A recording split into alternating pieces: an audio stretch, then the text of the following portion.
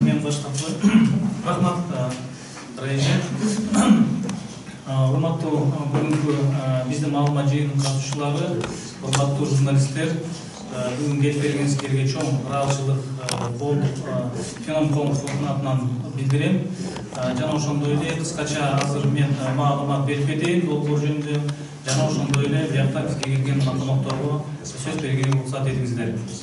Долбоорубуздун атыбыз бул обеспечение детей и незрячих и слабовидящих детей и молодежи к образованию на родном кыргызском языке. Кыргызчасы бул азиз жана көрүүсү начар балдардын жана жаштардын билим алуу, кыргыз тилинде билим алууга мүмкүнчүлүк ачуу деп аталат. Бул долбоордун алкагында биз биринчилерден болуп Кыргызстанда эркекче сүйлөй турган үн синтезаторун иштетип чыктык. Ал синтезатордун жардамы менен так көрбөгөн азиз балдарыбыз жана студенттерибиз эми билим алууда, болуптургу мектепте болобу, жогорку билим окуу жайында болобу, кыргыз тилинде билим алууга мүмкүнчүлүк толугу менен ачылды деп айтсак биз жаңылбайбыз. Бүгүнкү күндө мындай синтезатор кыргыз тилинде аял үнү менен жазылган болчу, аты Назгүл. Аны биз фонд Сорос, Кыргызстандагы фонд Соростун каржылыгы менен былтыр 2017 жылы ишке ашырып, апрель айында так ушул Антипресс маалымат борборунда презентация кылганбыз. Мына бүгүн биздин балдарыбыз үчүн, азиз балдарыбыз үчүн дагы бир мүмкүнчүлүк ачылып жатат. Өзүнүн каалоосу боюнча аял үнү мененби же эркек синтезатор менен колдонсо болот. Мен ойлойм, бул абдан жакшы жетишкендик. Себеп дегенде өзүңүздөр билесиз, азыр ар түрдүү дүкөнгө кирсеңиз ар кандай товарлардын мисалы сапатына жараша, өңүнө жараша тандап аласыз. Ошондуктан былтыр биз биринчи аял кыргыз синтезаторун чыгарганда көп азиз балдар суранган эркек үнү менен да жазылса абдан жакшы болот эле деп. Алардын каалоо тилектерин ишке ашыруу үчүн биз ушул долбоорду иштетип чыгып, Кыргызстандагы америкалык элчиликке ушул конкурска өзүбүздүн долбоорубузду берип, былтыр 2017 жылдын июнь-август айында биз утуп кеткенбиз. Бул долбоорго көп эле киши катышты деп айтсам болот. Кичинекей чакан топ болсо дагы, бирок көп жетишкендикке жетиштик. Долбоор жетекчиси мен, анан Зайдын Бекболотова деген бухгалтерибиз, Азамат Асакеев мына ушул жерде отурат, бул дикторубуз, звукорежиссер Дмитрий Шаршенов, ал үн жаздыргыч. Мына Азамат үнүн окуп 1500дөн ашуун кыргызча сүйлөмдөрдү окуп атканда ал киши жазып аткан болчу. Бүгүн тилекке каршы ал жумуштан бошого албай келе алган жок. Андан тышкары биз эки чоң программаны кыргызчага котордук. Бул Windows'та иштей турган JAWS программасы, аталышы англисче JAWS for Windows деп аталат, жана NVDA for Windows деген. Бул эки программа бүгүнкү күндө эң ири чоң атайын адестештирилген программалар эсебине кирет. Алар аркылуу биздин азиз балдарыбыз, жаштарыбыз интернетке, веб баракчаларды окуганда, тексттерди окуганда Windows менен негизи иштегенге толук мүмкүнчүлүк бере турган ушул программалар. Алар тилекке каршы англис тили, орус тили, кытай, француз, немис жана башка тилдерде интерфейс программа деп коет. Алардын жанагы настройка тескелөрү бүт баары орус жана башка эл аралык тилдерде жеткиликтүү болчу, бирок кыргыз тилинде таптакыр жок болчу. Ошол долбоордун алкагында биз ошону ишке ашырдык. Синтезаторду бизге Орус Федерациясынын жашаган жараныбыз Яковлева Ольга Владимировна деген биз аны ошол долбоордун алкагында кызматкер кылып алып, Азаматты ошол бизге иштетип чыккан. Ана чоң ыраазычылык билдиребиз. Тилекке каршы ал бизге учуп презентация үчүн учуп келе алган жок Орус Федерациясынан, бирок видео сообщениясын бар. Мен ошол видео роликти анан сиздерге көзүп берем. Суроолорду урматтуу журналисттер аягында 10 мүнөт берилет. Ошондо берсеңиздер болот. Азыр маалымат жыйынынан улантып, биз анда эң биринчи сөзүбүздү атайын бизге жардам берип, дайыма кызматташып, көп келген ушул синтезаторлорду чыгарарда биз кайрылып ушул президентине караштуу, Кыргыз Республикасынын президентине караштуу мамлекеттик тил боюнча улуттук комиссиясынын төрагасы Назар Шушекеевич мырзабыз агайыбыз мына бизге жардам берип келе жатат. Көптөгөн жомокторду, кыргыз эл жомокторун жана башка сөздөрдү алып, ошолардын негизинде биз синтезаторду иштетип чыкканга мүмкүнчүлүк болду, түзүлдү. Себеп дегенде 500 миңден ашуун кыргызча сөздөр керек экен. Ошонун негизинде 1600 сүйлөмдү тандап алып, Ольга Яковлева ишке ашырды. Ошон үчүн сөздү биздин мына урматтуу Назар Шушекеевичке беребиз. Урматтуу журналисттер, кадырлуу Искендер мырза, Феномен фондунун кызматкерлери, урматтуу Америка элчилигинин өкүлдөрү, бүгүн ушундай эркиндикте бүгүн сиздер менен жолугушуп атканыма абдан кубанычтамын. Бүгүн Кыргызстандын билим берүү тармагында жалпы эле таанып билүүсүндө өзгөчө окуя деп айтууга толук негиздер бар. Анткени Феномен фондунун демилгеси менен ушул иш аткарылып жатат. Биз бул фонд менен 15 жылдан бери иштешип келе жатабыз. Биз буга чейин бир нече жомокторду, аңгемелерди, повесть мүсүрлөрдү, ырларды баарын жакшынакай кылып, булардын стандартына ылайык даярдап берип келгенбиз. Ошол улантылып, мына бүгүн биздин азиз жана начар көргөн балдарыбыз жаңы деңгээлде билим алууга, маалымат алууга абдан зор мүмкүндүк ачылды. Бул долбоорду иштеп чыгып, жанагы каржыларын көрсөткөн Америка элчилигине жана Феномен фондуна, Кыргыз Республикасынын президентинин алдындагы мамлекеттик тил боюнча улуттук комиссиянын атынан терең ыраазычылык билдирип коюп уруксат этиңиздер.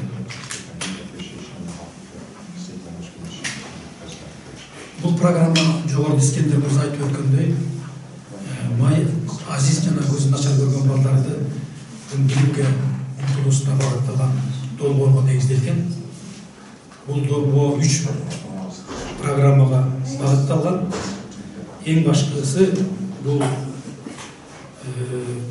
долбоор биринчиси айтып өткөндөй Азамат атындагы эркектин сүйлөө синтезатору көптөгөн маалыматтарды алууга абдан жеңил болот. Башкача айтканда, кыргыз тилинде электрондук китептерди, көркөм адабиятты, интернет сайттарды жана пайдалуу болгон веб-ресурстарды интернет үйүнүн ичинде окууга мүмкүнчүлүк түзүлдү.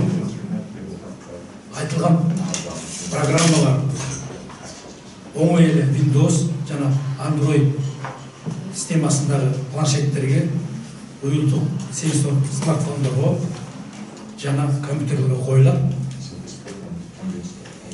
Кыргыз синтезатору балдар таптакыр бекер эле өздүк Android аспаптарына же Google Play аркылуу жүктөп алышат жана аны кеңири пайдаланууга мүмкүнчүлүк түзүлөт. Бул программанын дагы бир артыкчылыгы билим алууда, башталгыч кесиптик билим алууда, орто кесиптик билим алууда, жогорку кесиптик билим алууда абдан пайдалануу оңой жана жеңил. Ошол эле мезгилде биздин жаштарыбыз рефераттарды, курстук иштерди, дипломдук иштерди жазганга чейин жана аны редакциялоого чейин мүмкүнчүлүк алышты.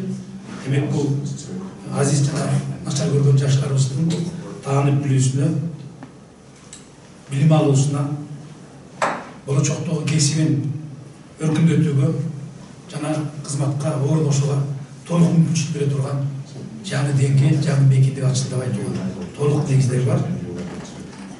Ошондуктан бүгүн Искендер жетекчилик кылган долбоордун ачылып өндүрүшкө киришип жатышы менен баардыгыңыздарды куттуктайм. Бул биздин жаштарыбыздын жаңы мүмкүнчүлүгү, жаңы деңгээли, жаңы мейкиндик деп айтууга толук негиздер бар. Демек, бүгүнкү күндө өлкөбүздө жүрүп аткан баардык окуяларга жаштарыбыз активдүү жана жигердүү катышууга жол ачыкты деп айтсак толук негиздер бар. Рахмат көрүңүздөр. Искендер Тоболшы. Эми сөздү биз маалымат жыйыныбызды улантып, терең ыраазычылыкты билдиребиз. Ушу долбоорду эгерде Кыргызстандагы Америкалык элчилиги тарабынан каржыланбаса, ишке ашырыш сөзсүз түрдө мүмкүн эмес болмок. Ошондуктан ал милдеттерге чоң ыраазычылыкты билдирүү менен ушу биздин Кыргызстандагы Америка элчилигинин өкүлүнө ал милдеттерге сөз берилет.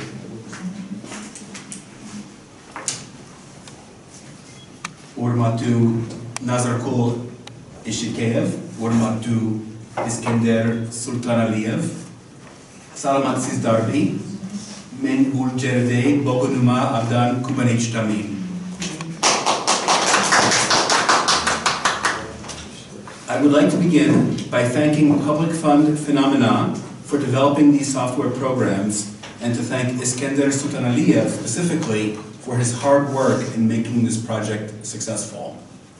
Эң биринчиден Феномен коомдук уюмуна программалык камсыздоону иштеп чыгарганы, өзгөчө Искендер Султаналиевке бул долбоорду ийгиликке алып келгендиги үчүн рахмат айтып кетким келет. I would also like to highlight the support of the State Language National Commission. We are honored that Nazarkul Ishikeyev is here with us today. Ошондой эле мамлекеттик тил комиссиясынын көрсөткөн колдоосун баса белгилеп кетмекчимин.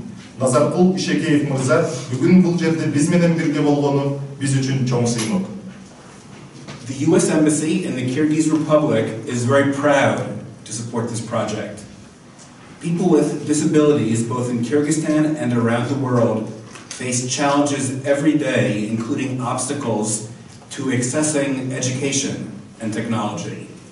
АКШнын Кыргыз Республикасындагы элчилигине бул долбоорго колдоо көрсөтүү чоң сыймык. Кыргызстан жана бүткүл дүйнөдөгү мүмкүнчүлүгү чектелген адамдар күн сайын билим алууга жана технологияга жетүүгө тоскоолдуктар менен бирге ар кандай кыйынчылыктарга дуушар болуп келет.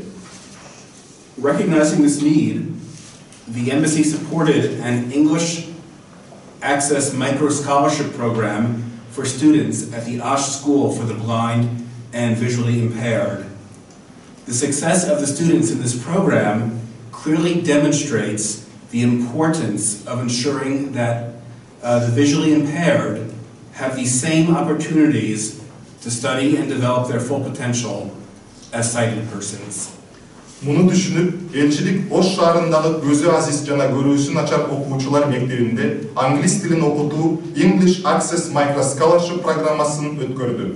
Студенттердин бул программадагы жетишкендиктери көрүүсү начар адамдардын өзү көргөн адамдардай билим алууга жана өзүнүн потенциалын толук өнүктүрүүгө бирдей мүмкүнчүлүктөргө ээ болуусун камсыз кылуу маанилүү экенин ачык айкын көрсөтөт.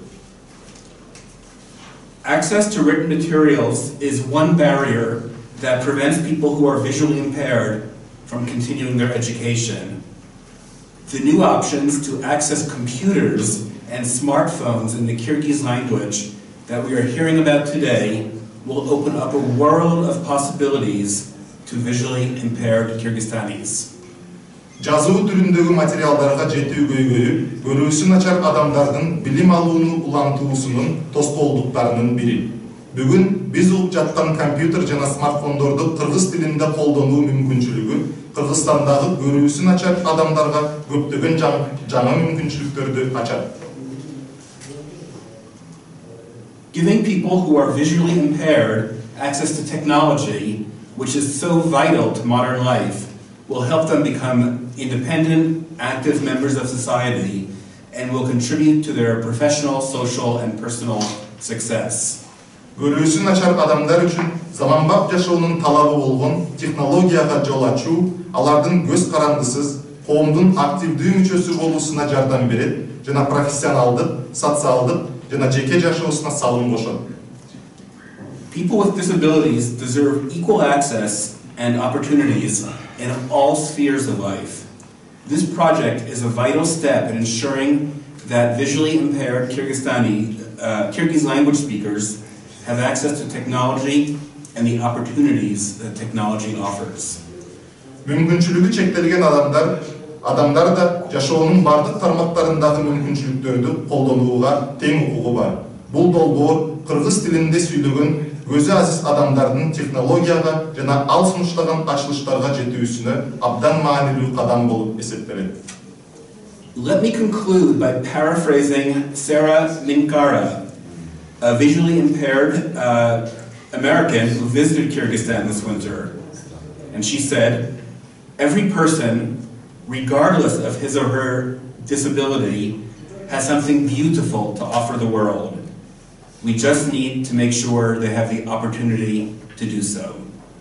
Чоң рахмат. Сөзүмдү кышында Кыргызстанга келген көзү азиз америкалык спикер Сара Минкаранын сөзү менен аяктагым келип турат. Ар бир адам анын мүмкүнчүлүгү чектелгендигине карабастан дүйнөгө сонун бир нерсе тартуулай алат. Биздин милдетибиз аларга мындай мүмкүнчүлүктү түзүп берүү. Чоң рахмат. Чоң рахмат Аламбек мырзага. Чын эле ушундай тандай долбоорлорду негизи мен ойлойм жарандык уюмдардан элчиликтерден тышкары биздин мамлекетибиз да колдош керек депчи. Ошого дайыма чакырып келе жатам биздин өкмөттү. Мен ойлойм дагы чоң долбоорлорду алдыда аны ишке ашырганга толук мүмкүнчүлүк болот. Эми урматтуу коноктор, журналисттер, программабыз боюнча азыр мен демонстрация өтпөйүнбү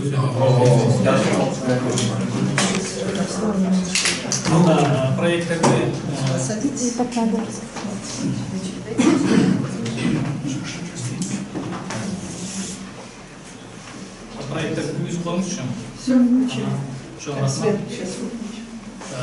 Биринчиден мен азыр презентацияны баштагандан алдында мен жанагы мен айтып кетпедим, биздин Ольга Яковлева деген орус адисибиз, Орус Федерациясынын жараны синтезаторду ошол иштетип чыкты.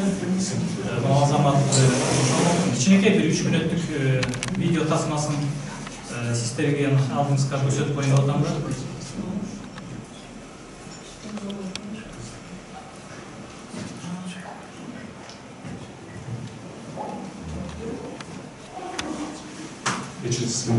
Создателями проекта схематта берген солға жылбайсыз ба, біз жылып қоя берейікші.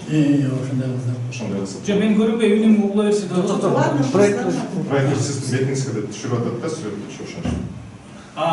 Тоқтоңуз, анда мен сіз солға сенелі орын ешерге бір орын жылсаңыз болды. Ошон туура болду. Жылдып алсам болот, Жүзүлүп кетпедим, без провода. Жоқ, жүзүлүп кеттіңіз. Я смогу подвинуть? Ее так чуть-чуть. Не, нормально. Да, болду. Все. Да?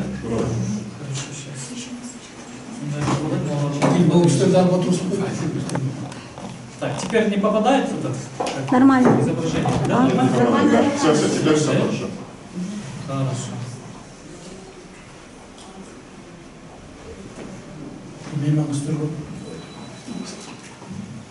Таш, тур тұрам. Мен де орнымда.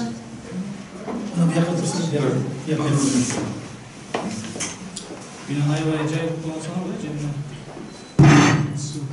Вы звук опять выключили, что ли? Нет. Не выключали? Вы можете мне поднять звук, что-то я его не слышу, мою программу. Абсолютно.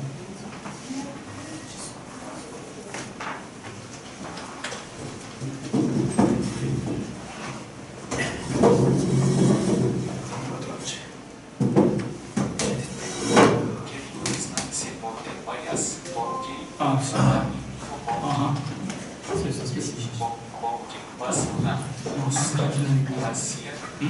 Все, сейчас я поговорю сам.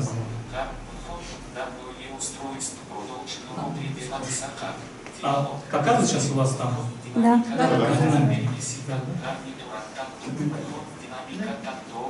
помощник микрофильный входа диспетчеричный диалог табулатура өзүмүлдүүсү электикенчилер документы белгилер була презентация жомуктон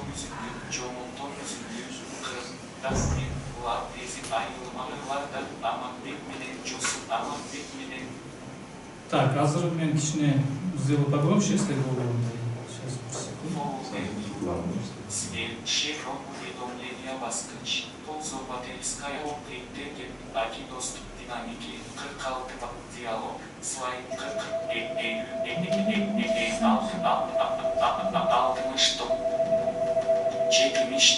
Мындай болот ал? Жарайт, Иш манеринин баскычы. Аманбек. Мына азыркы сүйлөй турган биздин немебиз Азамат ушул иштетип чыкты. Азыр мына мен сизге тил комиссиясы берген жомоктун негизинде Боштук. кандай окуйт экенин сизге көрсөтөйүн. Аманбек менен Жусупбек. Мына Аманбек менен Жусупбек, түшүнүктүү болот ал? Боштук. Илгери. Азыр мына текстти мен полный жомокту башынан аягына чейин окуш үчүн ушул программанын горячий клавишалары бар, ушуларды басып коюп, толугу менен окуйсуз, анан мен бир маалда токтотуп, сүйлөмдү мындай сөз менен үтүп чекине чейин көрсөтөм. Кантип муну редакцияса болот, кантип оңдосо болот, кантип окусо болот. Илгери өткөн заманда бир хан болуптур. Ал 3 аял алып, бирок бирөөнүн да балалуу болбоптур. Сакал чачын акаралап, жашы улгайып калган хан күндөрдүн биринде капа болуп жалгыз отуруп, уктап кетип түш көрөт. Түшүндө сакалы аппак, башына акселди ороп, үстүнө ак чеккен кийген кызы келип, ханым, сине мынча капасыз, дейт. О, азиз жолоочу, мен 40 жыл хандык кылып, элимди жоодон сактадым. Эми кардым, ардым, мен өлсөм, ордумду басаар, аркамда калчу перзентим жок, ошого капамын, дейт. О, улуу урматтуу ханым, сиз башкарган хандыктын кут тарабында чоң бир дарыя бар. Ал дарыянын эки өйүзүндө, эки шаар эл жашайт, ортолорунда көпүрөнүн жоктугунан, эки эл бири менен бири катташа албай жүрүшөт. Эгерде сиз ошол дарыяга көпүрө салдырсаңыз, мен Кудай Тааладан сизге эки улуу тилеп берер элем, дейт. Бул аябай жай скорость мен кылдым. Азыр ушул эле текстти ылдамдыгын чоңойтуп мен берем. Мына ылдамдыкты чоңойткондо биз жана NVDA деген программаны айтып атпаймынбы? Атайын адестештирилген нерселер үчүн экранга жеткиликтүү болгон мүмкүнчүлүк берген программанын тескелеринде кошо көрсөтүп кетейин. Азиз жол. Башына келдик. Мына NVDA-дин мына кыргызчасын көрсөтүш үчүн силерге эмелерин тескелерин ачтым. Мына керектүүлөр, куралдар, инструменти, мына баары kodoldu. Жардам бул справка. Оңдоо профилдери бул орусча болгон. Сакталган оңдоолорго кайраатка келүү пробел. И так далее. Көрдүңүзбү? Баардык тескелерди кайта калыбына түшүрүү. Эми керектүүлөрүнө кирели. Керектүүлөр ичинен кай. Тескөөлөр, мына настройкалар. Сүйлөө сөздүк ичинен эмес. Сүйлөө сөздүктө ушул эмеде мына баары кыргызчалап атканда силер көргөндөй азыр. Мунун баары орусча болчу. Негизги англис, немис тили болобу, кандай болобу? Бизде СНГ боюнча орус тили менен колдонот балдарыбыз. Орусча билмегендер кыйналчу да. Андай деле балдарыбыз, азиз балдарыбыз бар. Ошондуктан бул сөз түрдө программага жеткиликтүү билим алууга мүмкүнчүлүк берет да. Мына сүйлөө сөздүгүнө кирдик.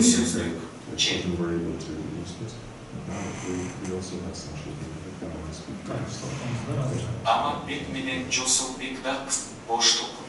Чекпеттин окшойт токтоңуздар. Демеди керек тескөөлөр сөздүк ичинен эмес. Тескөөлөр жалпы нормалдуу тескөөлөр диалог катип сүйлөө эки синтеза өзгөртүү баскыч. Аянтча тизме эсеби ачылган ал Азамат деп атат. Мына көрдүңүзбү? Бияктан Назгүл менен Азаматта жеткиликтүү. Мына Назгүл. Көрдүңүзбү? Бизде Азамат турат, азыр ылдамдыкты Bizde турат Eylül. 50'de. Мисалы 70-ке коюп үмүткөрөт. Бул эми мүмкүнчүлүк мисалы кээ балдар жай окуй баштап каятат да, мисалы жаңы билип атса. Мага окшогон профессионалдар мына 10 жылдан бери компьютер иштегенде мен муну 75-80ге чейин коюп туруп окуя берем. Себеп дегенде көп ири чоң тексттерди окуганга аз убакыттын ичинде мүмкүнчүлүк ачылат да. Ошон үчүн мына көрсөтүп берейин сизге. Жана 50 болчу да. Мына бүт кыргызча айтылат. Мына 75. Давайте 75 кылып көрөлү, 75 кылып көрөлү. Мына бийиктигин алмаштырса болот. Бийиктик деген орусча высота деп болот. Мында которулган бары бул жана үйүндүн бийиктиги болот го. Мисалы мына мен сизге 65. Көрдүңүзбү өзгөрүп атат дүнү. Мен мунун бийиктигин чоңойтуп атам. 76, 77, 76, 73, 71, 69, 70 кылып коелу. Катуу слайды 106. Символ негизги сүйлөө чоң орфографияны аткаруу жана Якта көп тескелер бар. Ага баарына токтолбой эле коет. Мына көрүп атасыз өзүңүздөр кыргызча бар. Мына макул. Муну да котордук. Биздин мына бермет котормучубуз менен. Окей, анан cancel болчу англисче. Орусчасы да нет, отмена деп. Булар жокко чыгаруу деп отменаны котордук. Макул деп оған котордук. Кээ программаларды байкасак, муну кыргызча Office, Microsoft Office Word менен которгондо да котормочулар окей деген которуп коюптур да. Биз кеңешип туруп ойлодук. Макул деген жарайт да. Туурабы? Анан мына жокко чыгарууда которуп койдук отменаны. Макул баскыч, эми окуп көрөлү текстти. Мындай, мына ылдамдыгын чоңойтуп, бийиктигин да кысата. Заманда бир хан болуптур. Ал 3 аял алып, бирок-бирөөнүн да балалуу болбоптур. Сакал чачын акаралап, жашы улгайып калган хан күндөрдүн биринде капа болуп жалгыз отуруп, уктап кетип түш көрөт. Түшүндө сакалы аппак, башына аксекти ороп, үстүнө ак чеккен кийген кызы келип, ханым, сиз эмне мынча капасыз? Дейт. О, азиз жолуучу, мен 40 жыл хандык кылып, элиңди жоолугун сактадым. Эми кардым, ардым. Мен өлсөм, боржумду басара, аркамда калчу перзентим жок, ошого капамын, дейт. О, урматтуу ханым, сиз башкарган хандыктын тарабында чоң бир дарыя бар. Ал дарыянын эки өзүндө, эки шар эл жашай ортолорундагы күрөөнүн жоктугунан, эки эл бири бири катташа албай жүрүшөт. Эгерде сиз ошол дарыя жетишти го дейм. Эми мына үндиктин кайта ордуна алып келип коеюн, Азыр 70 болду, мына кичине байкадыңар мындай башкача болуп кетти. Эми тескерүүгө киребиз. Ылдамдыкты 70 кылып коелу. 70. Бийиктиги нормалдуу түрдө бул орто эсеп менен 50% болуш керек. 68.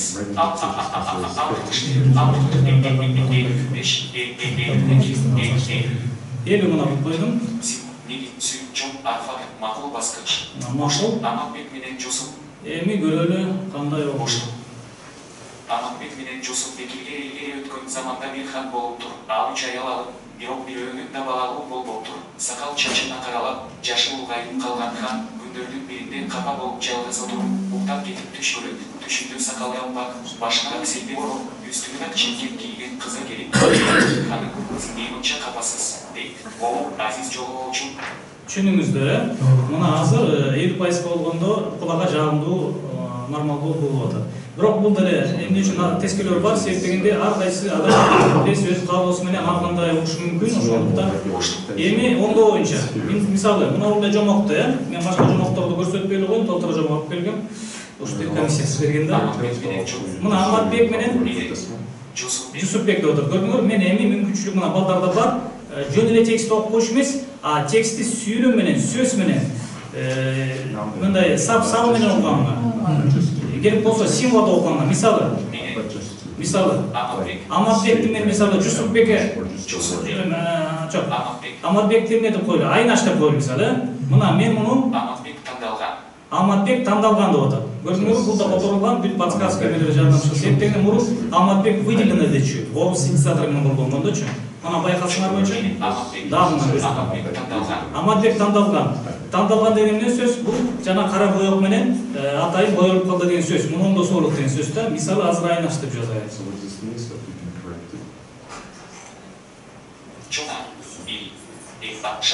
боштук. Мына оңдоп койдум. Айнаш менен Жусупбек. Мына Айнаш менен Жусупбек болуп калды. Байкунар. Айнаш менен Жусупбек. Ошондой эле Менен сөздөрдү алып таштоо, редакциялоо жана курстук, дипломдук иш жазууга бул толук мүмкүнчүлүк берет. Себеп дегенде Айнаш. мына Айнашты мисалы символдоп окуса болот. Биз биякта НГДА программасында чоң тамгаларды же сөз менен чоң деп белгилесе болот. Орусчасы большая болчу заглавная, биз алып эле котордук биякта мына. Чуна. Көрдүңөрбү, чоң аты. Чуна. Бул атат, Чуна. Чоң. Жусупбек. Мына Жусупбекти мисалы Чучек. чоң же деп атат. Чоң. Чоң эс. Значит, булар баары чоң кеткен Жусупбекке. Менен Түшүндүңүздөр, андан кийин символдап окуп бала өзү оңдоп эмете алат. Эми үтүк точкасына чейин да көрсөтүп берейин. Мисалы. Чоң. Эс. Боштук. Зе. Боштук. Биз Киргизский. мына кыргызча койдум. Көрүңөр үнү Боштук. да окуп атат. Сактык которулушу. Боштук. Боштук. Чекит. Мына чекит. Чекит. Көрүңөрбү, чекит төтүшкөн бит которулган. Боштук. Пробелди биз боштук деп котордук. Себеп дегенде мунун пробелден аталыштын эки түрү бар экен, аралык же боштук деп. Азырынча боштук деп койдук. Мүмкүн кийин келечекте аралык туура болсо аралыкка да которуп жибергенге толук мүмкүнчүлүк бар. Маалымат. Мына азыр Маалымат борборунда чогулдук. муну мен жазып койдум. Көрдүңөрбү? Азыр мына Чоң. Биз бүгүн мурунку орус синтезаторлор бүгүн деген сөздү эч качан окуучу эмес. Ал ББН деп койчу. Себеп дегенде м деген тамгалар түшүнбөйт. Жана мүмкүнчүлүк балдарга эч кандай түзүлбөйт да окуганда тексттерди. Биз Мына Б мисалы төө деген сөз жазып көрөлү. Боштук. Көрүңөр, төө деп туура окуп атат. Экөөнү чоюпту. Төө деп салган жок да. Бул ошон үчүн эми аябай чоң жумуш аткарылды. Рахмат Азамат Асакеевге, анан өзү да айтып берет жумуш жөнүндө кандай жүзгөндөрдү кантип окушканын. Үйгө десек болот. Азыр. Боштук. Мына. Ой, токтоңуз. Мына үйгө. Көрүңөр, бүт тамгаларды окуп атат. Андан тышкары тексти толугу менен редакцияга мүмкүнчүлүк бул NVDA программасы берет. Мисалы мен баардыгын мына азыр баарын тандалгандыгындагы мына өчүп салдым. Көрдүңөрбү? Өчүрүп жаңы сөздөрдү мисалы жазганга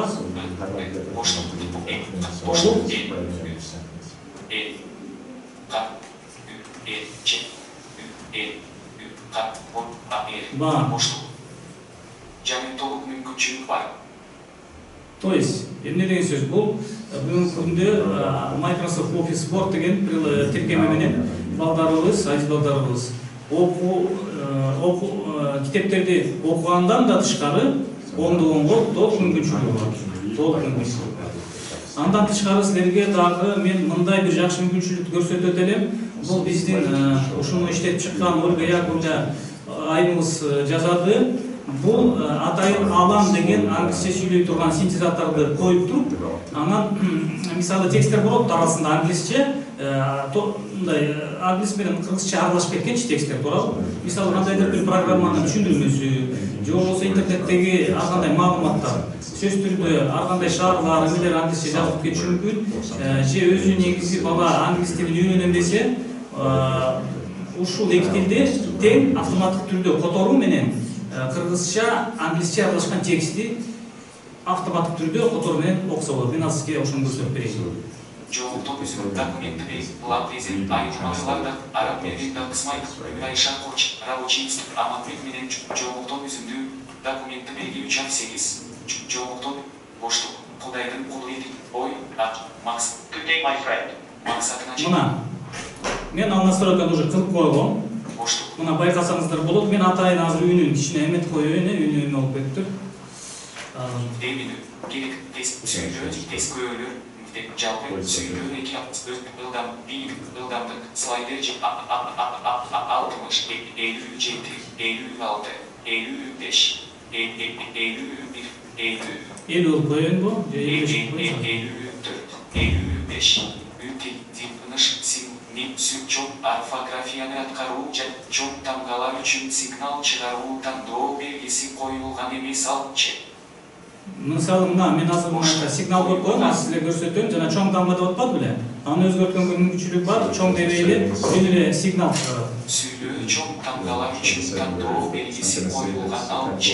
Тандоо белгиси деген орусчасы бул флажок отмечено, не отмечено деп айтчу. Биз муну ойлонуп туруп, Бермет экөөбүз котормучубуз экөөбүз ойлонуп, муну тандоо белгиси деп койдук да, коюлган жана коюлган эмес. Башында белги тутчасы деп которгон. Мен сразу айттым, Берметке бул түшүнүксүз болот биздин балдарга.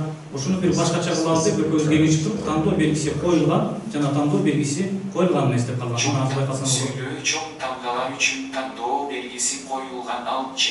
Көрдүңөрбү? Боштук коюлган эмес. Бул орустун эквивалентине салыштырганда флажок установлен и не установлен деген сөз да. Чоң макул, жокко макул, жомоктон үзүн.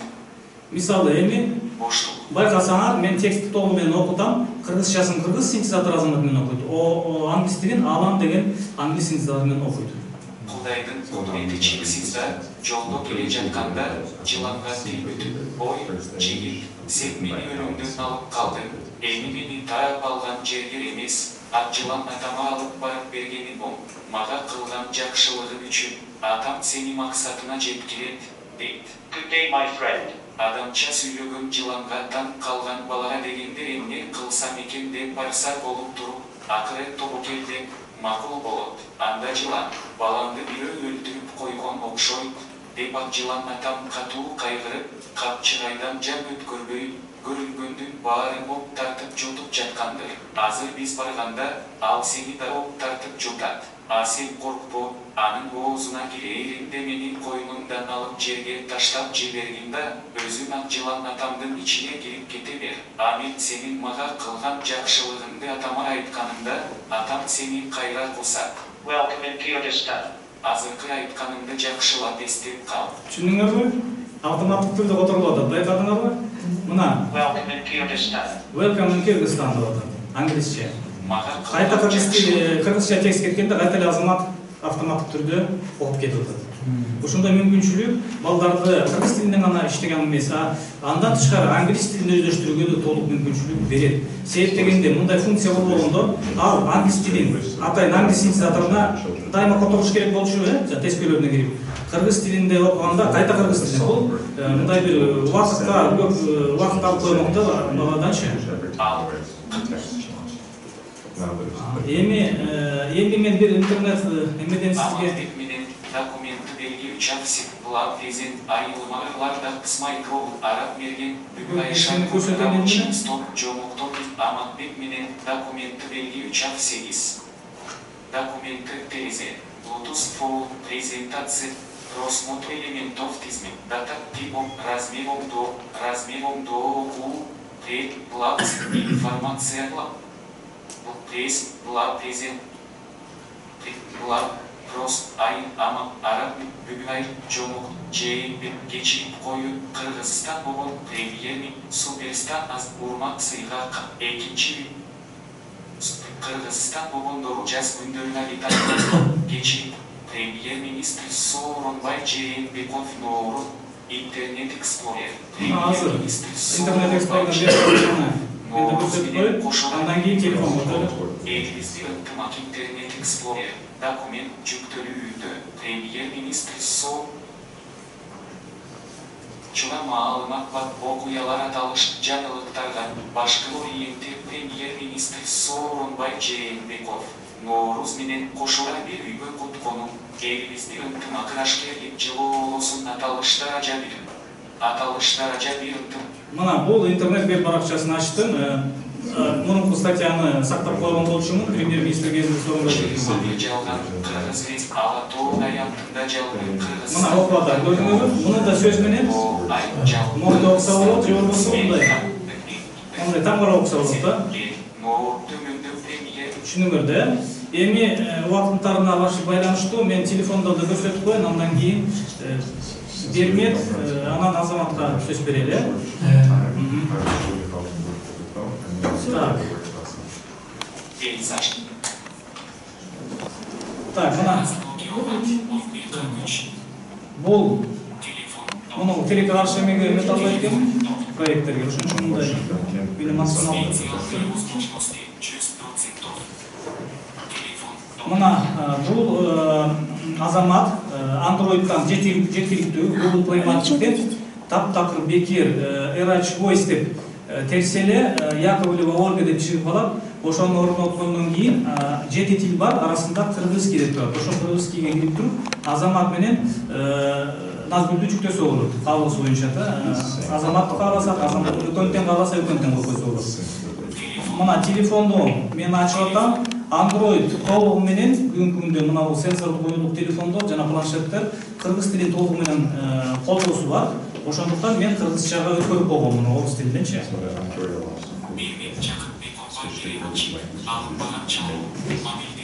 Мына Бермет Жакупбекова алынбаган чалуу деп и убактысын мага айтып атат.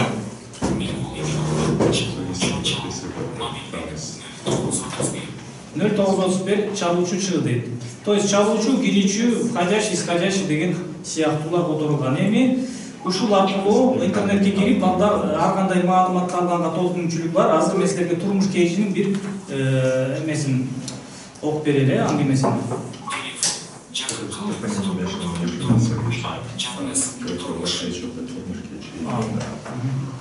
Урматтуу журналисттер, анда убакыттын кыскасына байланыштуу Алан Месин мырзабыз уруксат этсек, жумуш боюнча азыр тезинен чакырып алышыптыр. Кетебизин деп биз кол чабуулар менен өтүп коебуз азыр.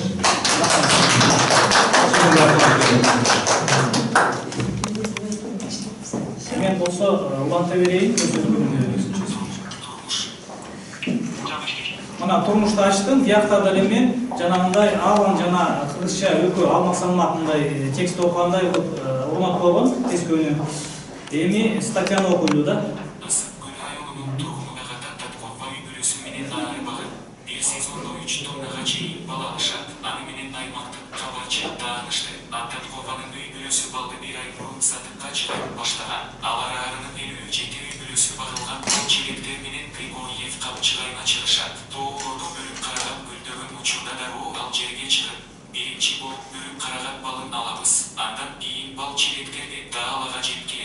Алынган балды идиштерге салып, сатуу пункттарында сатыкка коебуз. Бул жерге келген туристтер биздин негизги кадар болуп эсептелинет, деди агата. Арыларды багууга агатага 3 уул жана кызы жардам берет. Бул иш көп эмгекти талап кылат.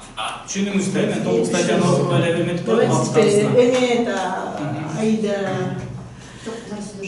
Это Азамат и это. Азамат и Бермет. Саламатсыздар, биринчиден бул долбоорду башынан аягына чейин колдоп берген тараптарга чоң ыраазычылык билдирип кетебиз. Өзгөчө Америка Кошмо Штаттарынын Казакстандагы элчилигине өзгөчө ыраазычылык. Албетте бул долбоорду аткарышында, которулушунда кыйынчылыктар болбой койгон жок. Себеби көбүнчө компьютер терминологиясындагы сөздөр англис тилинен алынгандыктан аларды которуу үчүн бир аз ойлонуп Искендер байке экөөбүз балдарга көрүү мүмкүнчүлүгү чектелген балдар болгондуктан алардын колдонулушуна жеңил болуш үчүн сөздөрдү тандап которуп жазганга чоң аракет жасадык. Жана Кыргызстандын келечеги болгон жаштардын өнүгүшүнө, билим алышына ар бирөөбүз салымыбызды кошуп, мен да салымымды кошуп, Искендер байке да өзгөчө салым кошуп, бул долбоорду аягына чейин чыгарып жатканыбызга да биз үчүн да чоң сыйындык. Жана бул долбоордун негизги демилгечиси болгон коомдук феномен, коомдук фондунун жетекчиси Искендер Султаналиевге чоң ыраазычылык билдирем. Рахмат. Азамат Асекеев. Рахмат. Эң биринчиден Искендер байкеге рахмат айтабыз. Жакшы демилге экен. Өзүм да кызык кеттим, азыр көрүп отуруп. Жумуш абдан кызыктуу болду. Ошо феномен фондунан сунуш түшкөндө дароо эле колдоп алганбыз.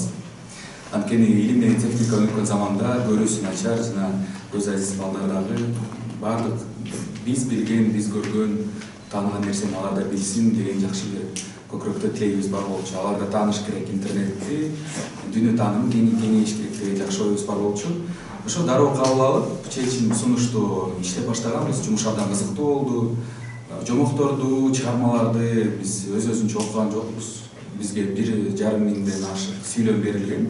Ошолорду эле туура ар бир тыгышты туура айтып окуганга шарт коюлган, окуп бердик.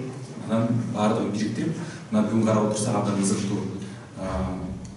кызыктуу көрүнөт, кызыктуу болот, жакшы чоң иш кылыптырсыз, Искендер аке. Рахмат айтабыз сизге. Негизи Искендер акеге бир нерсени байкадым, мен иштешкенде баатыр мүнөз адам экен, абдан жок болбойт деген билбейт экен, а мүмкүн дегенде билбейт экен болот, ошондой кылабыз, аткарабыз, кылышыбыз керек деген талап койду. Менимче бул чоң ийгиликтерге алып келет. Жеке Искендер аке эмес, мен коомдук фондунда.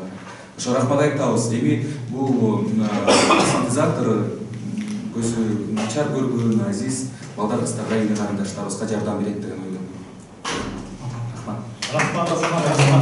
Эми Азамат кичине мындай өтө чындыкты айтпай жатат. Жумуш кыйын да болгон.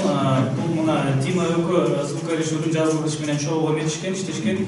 Мен башында айткам, каталар сөз түрдө болот. Себеп дегенде биз ага чейин Назгүл Айдарали менен иштеп, ал өзүнчө белгилүү бир дик эрежебиз. Ал деле көп ката кылган. Бирок бул жигиттердики азыраак болчу. Анан мен текшерип, ошонун баарын Назгүлден карындашым бар, ай жардамдашпасам болбойт, могу 1,5 миң сүйлөмдү окуганча эле шашым аарып чыкпадыбы деп. Чогуу иштешип, мага да жардам берип, мындай бир аксыз эле мындай байкесине жардам бергендей эле мен айттым, ушу Айс Балказына бир соогуна каласың деп. Бүт эмелерди септегенде муну окуш керек дагы, үн жаздырган эмени аудио запистеринчи жүздөн жебип атышкан, анан текст менен салыштырыш керек да, дал келиш керек. Дал келбеген учурларды бул ката деп эсептейбиз да, кайта биз Азамат Димага берүүчүбүз, алар кайта жаздырып, тезинен мага жиберип койчу почта менен. Почта аркылуу электрондук азырына айтып атпайсызбы, технология жетишкендиги депчи. Бачым иштеп, мына 2 ай ичинде ушунун баарын жумушту аткардык, 1601 сүйлөмдү жаздык. Кудай буйрса рахмат силерге Азамат, ушундай чоң жумуш үчүн. Себеп дегенде анча каталарды тезинен мына кечиктирбей, ушул мөөнөттүн ичинде 2 айдын ичинде 1600 сүйлөмдү кыргызча. Алардын ичинен кыскасы да бар, чоңу да бар, ар кандай да. Бүт тексттерди мына телекомиссиясынан биз алганбыз. Чоң массив болчу, 560 миң сөздөн турган сөздүк массивти биз ушу Ольга Яковлевага жибергенбиз. Ал биздин кызматкерибиз анын баарын териштип, атайын программа менен 1600 сүйлөмдү бөлүп чыккан. Ушуну окуп, мага даярдап берди. Ошол биз толугу менен ушул ишти аткардык. Чоң рахмат. Димага да рахмат айтып коебуз. Берметке да чоң рахмат. Бул аябай чоң жумуш аткарды. Себеп дегенде, мына программа деген жөнүндө которо бербейсиң да. Атайын программа берет экен алар, мына MBDA программасы, JAWS программасы, 2 программаны тең отургондо 20 миңден сап бар экен ар программада. 20 миң сап деген бул жөн эле жалпак тилинде эмес, жадавий көркөм сөздөр эмес, бул терминдер, компьютерлик терминди которуш деген аябай мындай кыйынга түшөт экен. Себеп дегенде ярлык дегенди кантип которобуз деп баш катты. Көрсө, аны тез чакыргыч деп которсо болот экен. Андан тышкары рабочий столду кантип которобуз деп. Аны деле иш тактары деп которсо болот экен. Мен өзүм ушуну кыргыз болуп алып, кээ бир компьютер терминдерди чын айтканда орусча иштеп атып, көнүп алгандан кийин кыргызча терминдерди мындай биринчи уккандай болуп аттым. Ошондуктан чоң мындай эбегейсиз зор эмгегине да Берметке ыраазычылык айтам, Азаматка, тил комиссиясына мынакей ушундай көп китептерди бизге берип атканыңыз акысыз. Мен ойлойм аябай чоң иш кылдык.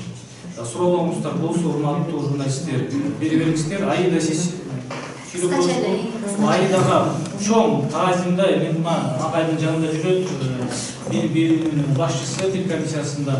Дайым кандай жардам сурабасаң, сөз түрдө эшик ачык, телефон чаласың, электрон почтасы менен жазасыңбы, дайым каттарга жооп берет. Чоң рахмат сизге.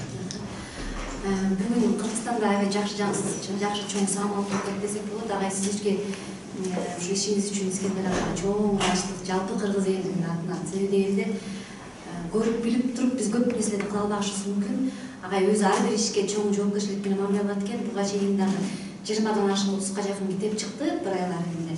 Ага да анда дагы ушул агай менен тыгыз кызматташып, агай убакыт дегенди такыр моюна албайт экен. Күндүн кайсы убагы болбосун, айдан могу тексттерде ушул жерде ката жүрөт. Ушуну кантип карайбыз, ушуну кантип оңдойбуз деп аябай ушул баягы сабаттуулукка аябай көңүл бурат экен да. анан бүгүн жакшы салмактуу атат, ошон үчүн мындай иштер дагы көп болсун. Агай сиздин ишиңизге ийгилик каалайбыз, денсаулык каалайбыз. Мындай салмактыктар ар бир жараныбыз, ар бир балабыз, ар бир бөбөгүбүз сапаттуу билим алууга, сабаттуу билим алууга укуктуу. Ошон үчүн ушундай ишти чогуу биргеликте аткара берели. Ушул долбоорго кол кабыш кылган, ушул долбоорго жардам берген баардыгыңыздарга ыраазычылык билдиребиз эл комиссиясынын атынан. Негизинен мамлекеттик тилде өткөрүү боюнча улуттук программада бул маселе дагы белгиленген. Ушунун негизинде дагы бир топ долбоорлорду биргеликте ишке ашырабыз деген ишеничте. Сизге чоң рахмат. Салам. Искендер биринчи радиода Зина Канкаебова, ишиңизге ийгилик. Мында баштаган ишиңиз жөнүндө билчелек. Мен мындай түшүнүп атам да, бул жасалма интеллект да. Азамат айтканына караганда жаткени мына бүтүндөй сөздөрдүн жыйнагын түзүп турган бул курстук ишке дагы дипломдук иш жазганга дагы анан жаңылыкты күндө демек жасалма интеллект түзүп программалык негизде кыргызча сүйлөй баштады да, синтезатор. Мен ушундай түшүнүп атамбы? Мен туура түшүнүп атамбы ушундай? Кичине туура түшүнүп атасыз. Себеби бул жасалма интеллектке туура келбейт. Жасалма интеллект деген өзүңүз билесиз, ал өзү ойлонуп иш жооп бергенге жанагындай Siri деген Apple телефондорунда бар, Google Assistant деген атайын мына бул Android уюлдук телефондорунда болот. Бул башка жасалма интеллект деген. Ал сен менен сүйлөшө алат деген сөз да. Сен суроо берсең, менин бүгүнкү маанайым жакшыбы, эртең күн күн жайбы дегендерге жооп бере турган бул жасалма интеллект. Биздин туура болот бул эмне айтканда кыргыз синтезатору, сүйлөө синтезатору ушул туура болот. Орусчасы синтезатор кыргыз киричи. Бул текстти окуп берет. Бул сага кандай эмне деп суроолоруңа жооп бербейт. Бул так эле сенин буйруктарыңды аткара турган синтезатор. Оку десең окуйсуң, сөз менен десең сөз менен, сүйлөө менен десең сүйлөө менен, толугу менен бүт текстти оку десең жүз барак текстти окуп берет башынан аягына чейин. Интернет сактарын, интернетке кирип веб ресурстарды окуйм десең интернет баракчаларын окуп берет, ошондой да. Бул жасалма интеллектке дал келбейт. Ошондуктан муну кыргыз эркек сүйлөө синтезатор деп койсок болот. Андан тышкары жана NVDA, JAWS программалары деп айтып кетпедимби? Ал Windows'тун экранына, мына компьютердин экранына жеткиликтүү болгондой маалыматтын баарын айтып бере турган атайын адрештештирилген программа болуп эсептелет. Ал да жасалма интеллекттен эмес, андан алыс. Ал негизги ролу бул жанагы Microsoft Word болобу, PDF форматтагы документтер болобу, веб интернеттеги баракчалар, сайттар болобу, ар кандай текстеги материалдарды, китеп электрондук болобу, ошонун баарын ушул NVDA жана JAWS аркылуу сен окуйдай аласың, алар менен оңдойдай аласың. Керек болсо иш, дипломдук реферат, жанагындай кат болобу, арыз болобу, эмне болсо дагы анын баарын жазай аласың. Андан тышкары бул кандай мүмкүнчүлүк ачылат. Жана бизде адабиятка кызыккан балдарыбыз барбы, ырларын жазат, ошондой дежекелерибиз бар бизде. Ар кандай поэзия менен алектенип жүргөнчү, ошолорго да ушул кыргызча жазганга толук мүмкүнчүлүк болуп түзүлдү да. Ага чейин алар жазалчу эмес, себеп дегенде орус синтезаторлор кыргызча ы деген тандаларды түшүнбөйт, аларды окубайт. Аларды окуса делечи, алар билесиз да, атайын синтезатор түзүлгөндө алардын базасы орус тилде алынган сөздөр болгондугу байланыштуу. Мисалы кыргызча бир текстти окуп көрөм десеңер эле, ал кетет жанагындай дуконго барып келдим. Туура эмес, акцент, диалект менен окуп кетет да. Таптагы түшүнүксүз. Ошондуктан бул синтезатор мен айтып атпайм, ал жасалма интеллект эмес, өзүнчө адрештештирилген программалар десек болот. Бул брайль арийне кандай тийишеси бар? Билбегендерди колдоно алабы? Брайль арий менен деген бул атайын биз китептерди былтыр чыгарып презентациялаганбыз Касым Аланбаевдин атындагы китепканада. Ошондо да агайды чакырганбыз, Аиданы. Ал буга тиешеси жок деп айтуудан алысмын, себеп дегенде бул китептер өзүнчө чыгат, анын мажалары менен окуйт. Бул ошол эле китептерди электронный вариантын окуганга толук мүмкүнчүлүк ачат. Билбесе деле окуй берет, колдоно берет. Ооба. Бирок муну эми иштегенде билиш керек, атайын курстары бар, биз окутабыз, башка азыр мекемелер бар, уюмдар окутат астерди. Себеп дегенде компьютер так билбеген бала отуруп так эле иштеп кетет дегенден мен эме алысмын. Муну ичине үйрөнүш керек. Так, дагы суроо барбы? Это у меня вопрос такой вот к Назарку Шикевичу. Это по переводу кыргызского языка на латинский. Как председатель. Өзіңіз бағымдап тұрғандай болғандан чоң қаржы бағын талап қыла тұрған нәрсе. Бұл мәселе бойынша саяси шешім болуш керек. Андай процесс бізде қазір болған жоқ. Анан тышкары өзіңіздер жақсы білесіздер. Бізден көп байлықтарымыз, рух байлықтарымыз кириллицамен жарып көріп, ал байлықтарын тапсырғандай болып кер жағы. Екінші жағы біздің ең машын бөліктеушіміз Россия. Ал жақта бір 700 мыңға жақын жанардарымыз жүреді. Бұл екінші аспектісі. Тіл мәселесі жаңадан мындай бір ырғаққа ие болып, жаңадан бір толқын башталды. Шоны моментте біз жаңа алға өтіп бұл мәселені тақырта талдаштып жібереді. Сондықтан бұл мәселе ешқандай күн тәртібінде жоқ. Азырынша бұл жөнінде сөз қозғауға әлі ерте. Біз әзір қырғыз тілінде шын деңгейде жөнге салып алсақ, анан балким кейінгі кітаптарда күн тәртібіне қойылып қалышы мүмкін. Бірақ бұл мәселе қазір күн тәртібінде жоқ. Искендер мырза, орысша қысқа айтып қойсыз ушул программаны түсіндіресіз. Мына қысқаша бұл допур жөнінде. Сейчас при поддержке демократической комиссии посольства Америки в Кыргызской Республике мы реализовали проект обеспечения доступа к образованию незрячих и слабовидящих детей и молодежи на родном кыргызском языке.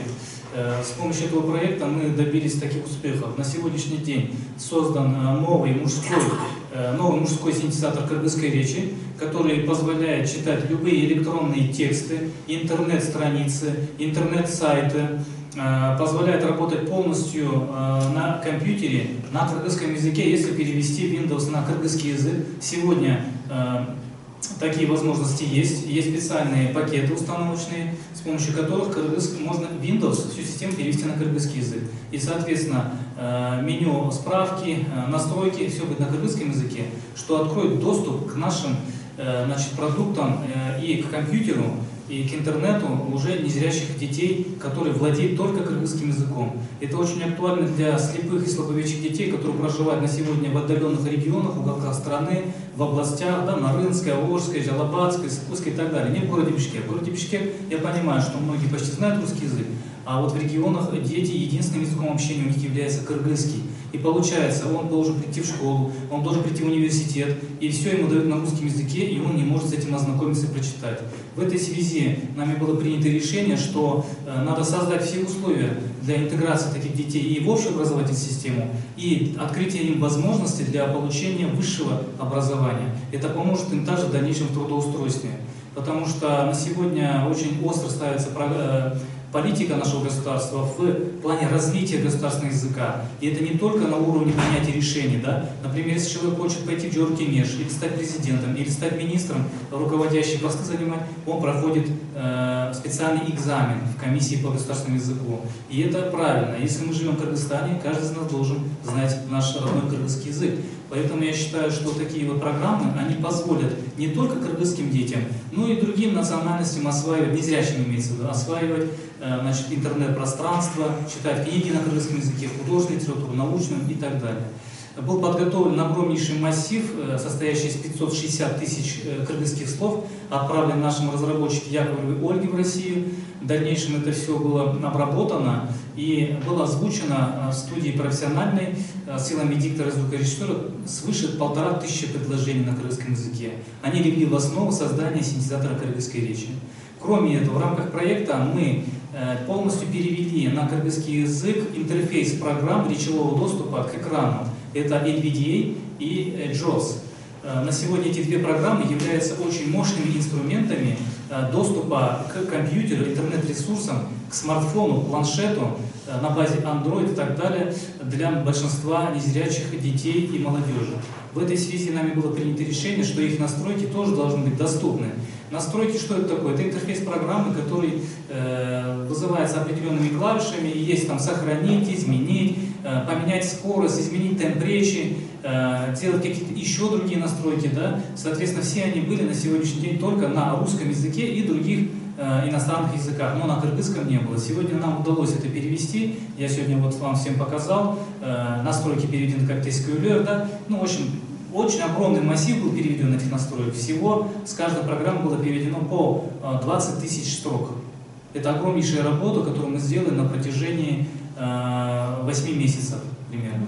Потому что проект был запущен в сентябре в прошлом году, а закончился вот 18 июня. Мы 2 раза продлевали в связи с тем, что не успевали. Был объем очень большой для перевода. Назар Кушекеш, баскыштарды түрлүсү которуп атпайбы, буга чейин Уста университетиндеги которгондо терминдердин бирдейлигин сиздер карадыңыздарбы? Ар кимиси ар башка которуп аткан жок дегенде Бул багытта сөз иштешебиз. Технология комиссия менен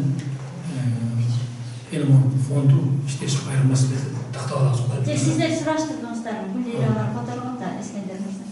Алар да которгон. 2013 жылы Microsoft'dan başta alар компьютерде иштеген кыргызча которгондо Microsoft офисинде все түшүндүм. Ошону карап туруп кыргызча вариантында интернетте бар. Аны коюп туруп бермек мына котормочубуз баарын карап ошол жактан көрдүк. Тез чакыргыч, анан чакырдаткыч деп коет экен, щелкать мышью дегенде. Ошол жактан көп нерсени түзүлгөн сооздан андай бүт ошолорун ошол жактан көчөсүн карап биз киргиздик. Азыр бүт терминдер эшемде жок, жана чычкан деген сыяктуу. Билетирбайсыздар анда. Бирок чычканды компьютерде маусу деп жүрүшөт го? Жок, эми бар ар кандай, бирок негизи биз мына котормочубузда интернеттен көп маалыматтарды, көп сайттарды карап чыкты. Маус дебейт, маус менен антишок алып коебу. Ошо маусу деп. Маусу, жок, жок, эмес болуп калат.